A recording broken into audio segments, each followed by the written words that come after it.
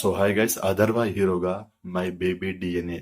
అథర్వ అంటే కొంతమంది తెలుసు, తమిళ హీరో. వరుణ్ తేజ్ గద్దెలకొండ గణేష్ మూవీలో ఇంకొక హీరో ఉంటారు కదా, తనే అన్నమాట అథర్వ.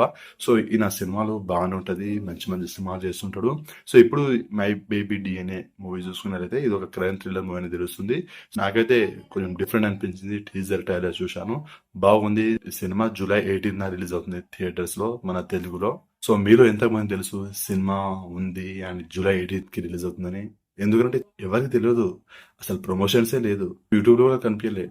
ఒక న్యూస్ పేపర్ లో చూశాను నేను, అరే ఈ సినిమా కూడా రిలీజ్ అవుతుందా అని.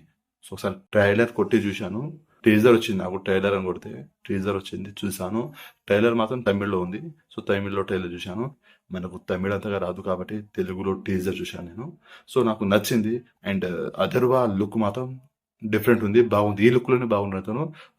ప్రీవియస్ మూవీస్ లో లుక్ అంతగా నాకు నచ్చలే, కానీ ఇప్పుడు ఈ మై బేబీ డి అనే మూవీలో తన లుక్ మాత్రం బాగుంది. సో సినిమా జూలై 18 కి రిలీజ్ అవుతుంది కాబట్టి సినిమా చూసి రివ్యూ చేస్తాను.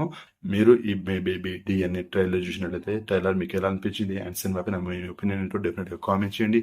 వీడియో నచ్చితే లైక్ చేయండి, షేర్ చేయండి, ఛానల్ ని సబ్స్క్రైబ్ చేసుకోండి.